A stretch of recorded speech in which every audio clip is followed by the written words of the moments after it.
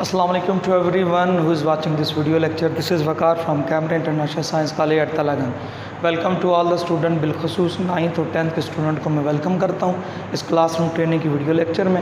मैं उम्मीद करता हूँ इससे पहले जितने भी डियर स्टूडेंट आपको लेक्चर डिलीवर्ड किए गए हैं, whether they were delivered by me और sir Wajid, you would have understood all the lecture in effective manner by affecting technique, by using effective technique. So dear student, right now in this lecture you are going to learn about another two types of pronoun. As you know very well that the part of speech which is known as the name of pronoun is have been taught to you by me. So dear student, right now you can learn about the another two types which are known as the name of interrogative pronoun and indefinite pronoun. Both these pronouns are very important regarding your topic. हम pronoun पे बात कर रहे थे, आज हम number 7 और number 8 and in this lecture you are going to cover all the pronoun which are related to your subject, which are related to your course. So dear student, you must have follow these structures. You must pay attention to this system which is giving you information through online system. तो आपने इसको focus करना है, इसको समझने की कोशिश करनी है। अब यहाँ पे देखें, number 1, first of all interrogative, it's not interrogative, it's interrogative pronoun. अब देखिए, interrogative pronoun start with a question, very simple definition, there is no confusion in this definition. Anybody can understand effectively this definition कि जब कोई start पे question word आ जाए, question word क्या होते हैं? What, why, who, how, whom, whose, these are called WH family. WH, कुछ W से शुरू होते हैं and sums are start with H. जब WH फैमिली का कोई मेंबर आ जाए और वो एज अ नाउन इस्तेमाल हो रहा है, here you should pay attention this concept कि एज अ नाउन की जगह पे आ रहा है, प्रोनाउन इस्तेमाल हो, नाउन की जगह पे आए, सब्जेक्ट के तौर पे आए, यानी सब्जेक्ट कैसे, उसके साथ कोई हेल्पिंग वर्ब लगाओ तो फिर क्लियर हो जाएगा। अब यहाँ पे देखें, what are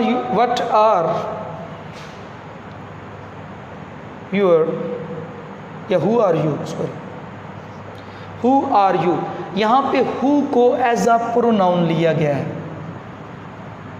आप देख सकते हैं, what is your name, यहाँ पे what को क्या लिया गया एज अ प्रोनाउन। यहाँ पे which is your company, आपकी कंपनी कौन सी है, ये भी क्या लिया गया यहाँ पे एज अ प्रोनाउन लिया गया है। तो जितने भी WH फैमिली के मेंबर हैं, these all members are included in pronoun when they are asking some question.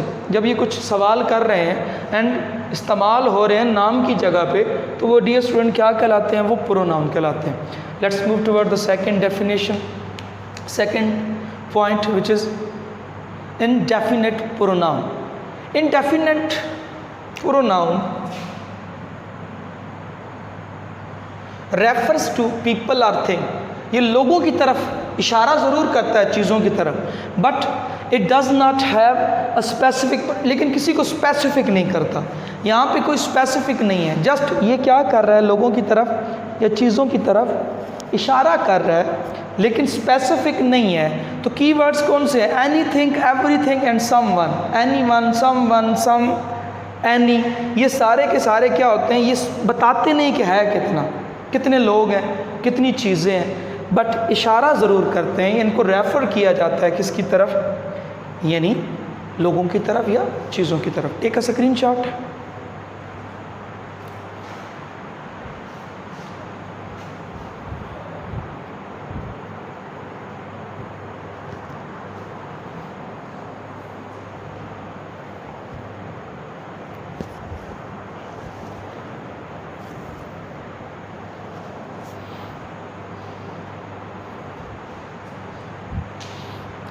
Ji dear student, आप स्क्रीनशॉट ले चुके हैं। अब हम इनको एग्जाम्पल की मदद से समझने की कोशिश करते हैं ताकि ये टॉपिक मज़ीद क्लियर हो जाए, आप इसको इससे रिगार्डिंग क्लैरिटी हासिल कर लें, then you would have not to face any problem. आपको कोई परेशानी का सामना नहीं करना पड़ेगा।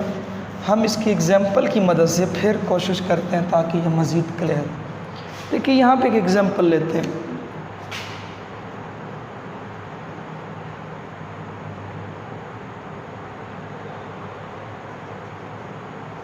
whose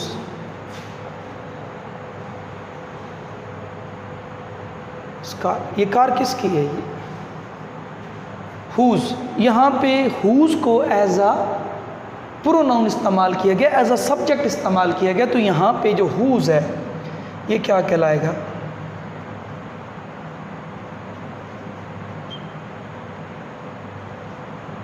interrogative pronoun. Second one,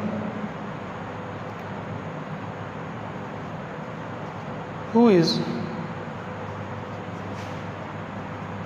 coming, कौन आ रहा है? आपने किसी से पूछा है कि कोई आ रहा है, and you want to know that who is coming, आप जानना चाहते हैं कौन आ रहा है। अब यहाँ पे देखिए, यहाँ पे हु का इस्तेमाल एज अ इंट्रोगेटिव प्रोनाउन के तौर पे इस्तेमाल है। वाई, क्यों इस्तेमाल हुआ है? अगर आप गौर करें तो यहाँ पे हु एज अ प्रोनाउन आ रहा है, क्योंकि ये नाउन की जगह पे इस्तेमाल हो रहा है। ये बता रहा है कि हु बंदे की जगह पे यहाँ पे क्या लफ्ज़ इस्तेमाल किया जा रहा है? हु का लफ्ज़ इस्तेमाल किया जा रहा है। अक्सर हम ये कहते हैं व्हाट इज़ योर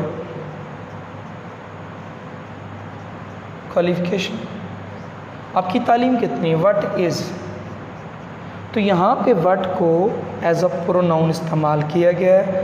और डियर स्टूडेंट, ये कौन सा प्रोनाउन है? ये इंट्रोगेटिव प्रोनाउन है। तो जितने भी WH फैमिली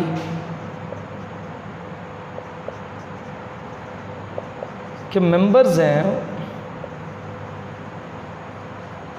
जब वो एज अ प्रोनाउन इस्तेमाल होते हैं, एज अ प्रोनाउन, तो वो क्या इस्तेमाल होते हैं? वो कहलाते हैं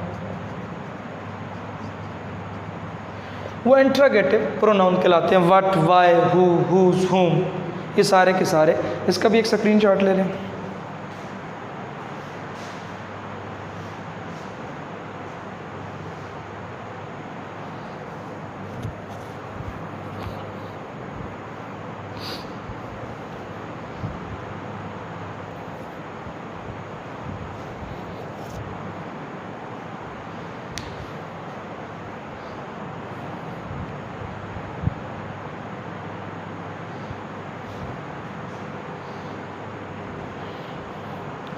जी डियर स्टूडेंट, आप इसका स्क्रीनशॉट ले चुके हैं। अब हम जो हमारा सेकंड पॉइंट था या प्रोनाउन था, अब हम उसकी तरफ बढ़ते हैं, उसकी एग्जांपल्स लेते हैं। उसकी एग्जांपल हमने पहले नहीं ली, जस्ट मैंने कीवर्ड्स बताए थे। Number 8,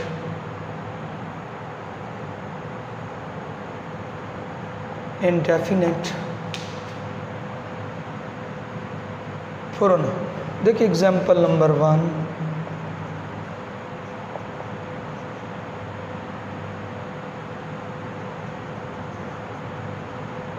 everything is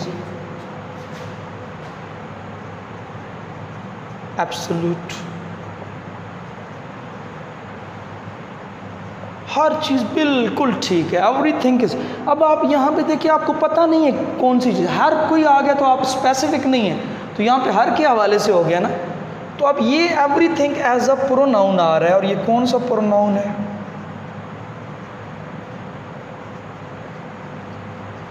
indefinite. Second one,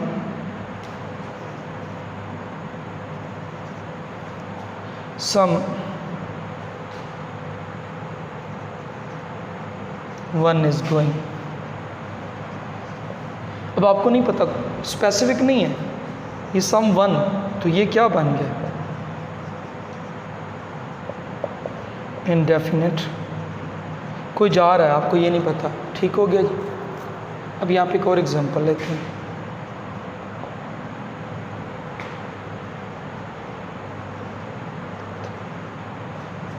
anything will be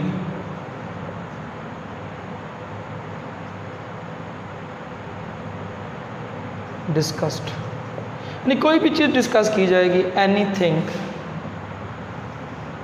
अब यहाँ पे देखिए एनीथिंग को कोई पता नहीं है कौन सी चीज़ है, स्पेसिफिक नहीं है, तो ये भी क्या कहलाएगा? Indefinite pronoun. अब यहाँ पे देखें, ये एवरीथिंग, ये समवन एंड एनीथिंग, ये तीनों के तीनों जो आपके हैं ये प्रोनाउन के तौर पे इस्तेमाल हो रहे हैं, एज अ सब्जेक्ट आ रहे हैं। यहाँ पे सब्जेक्ट के बारे में बात की जा रही है, तो इसका भी एक स्क्रीनशॉट ले लें।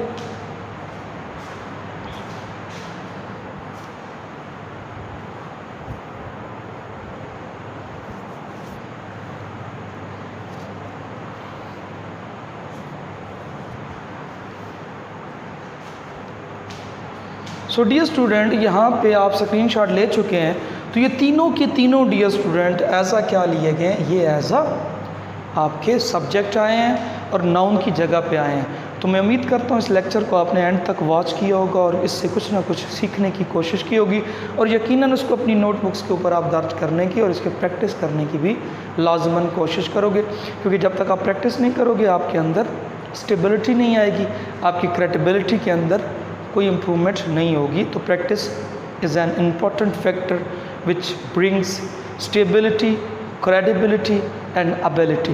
If you want to improve your ability, then you will have to practice each and everything regarding every subject, specific regarding English language, because I have been teaching English language. So that's why I am urging or stressing on my subject. So you must do something regarding these practice activities. When you try to involve yourself in practice activity, it will must give you something. Remember, by God, क्योंकि जब तक आप practice नहीं करेंगे आपको कुछ भी नहीं मिलेगा, आपका फोकस नहीं बनेगा, फोकस नहीं बनेगा तो इंटरेस्ट नहीं होगा, इंटरेस्ट नहीं होगा तो स्टडी का फ़ायदा ही कोई नहीं है। आपने प्रैक्टिस करनी है, फोकस कायम रखना है, अपनी दिलचस्पी को कायम रखना है, और फोकस, दिलचस्पी ये या इंटरेस्ट, जिसे आप कुछ भी कह सकते हैं, लगन, ये सारी की सारी प्रैक्टिस से होती है। जब तक प्रैक्टिस नहीं करेंगे you are nothing. So dear student, take care of yourself and your family and your friends and your dear ones and near ones. जो भी आपके नियर और डियर हैं उनका ख्याल रखें। See you next time in next lecture. Take care. Bye. Allah Hafiz.